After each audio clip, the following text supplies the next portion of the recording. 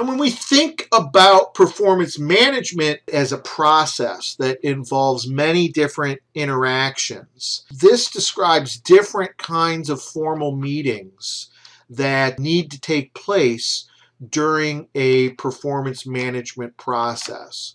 Now, some of these can be combined, some of these can take place multiple times over the course of a year. All of these should occur in a complete cycle of the performance management.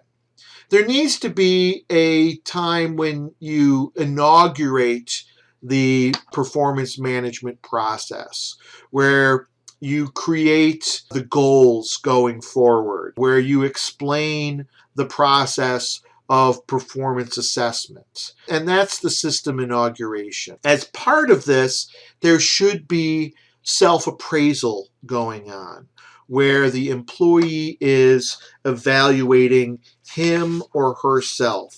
It's very useful for a manager to receive these self-appraisals before that manager makes appraisal of that employee. It doesn't mean that you have to agree with that self-appraisal.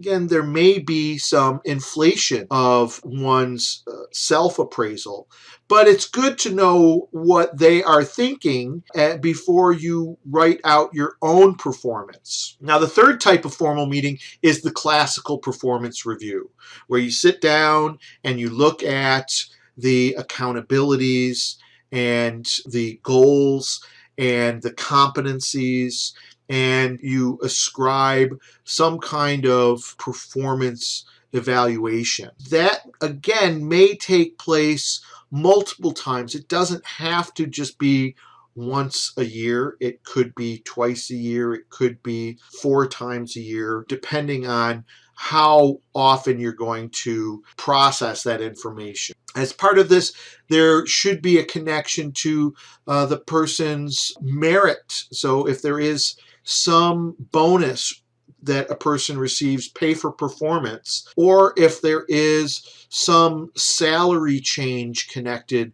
with a performance review. Now, sometimes that can take place with the classical performance review, but I think we have to be careful in terms of cramming too much into that one meeting. And so I think it's better to have more meetings that are shorter meetings and more focused than trying to have one big meeting that includes multiple components like this. Again, there should be also a connection to professional development and looking at a person's performance assessment and identifying how they might go forward. Again, the development plan could involve a self-appraisal of development along with the supervisor contributing to that development plan. And then finally, there needs to be some setting of new goals, new objectives.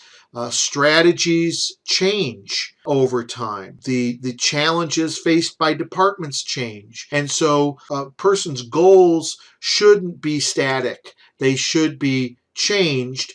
And again, they should be something that is discussed between the manager and that subordinate so that they are strategically relevant, so that they are challenging yet achievable, so that they are measurable, so that they're based in time. All of that objective setting should be part of a dialogue that is taking place.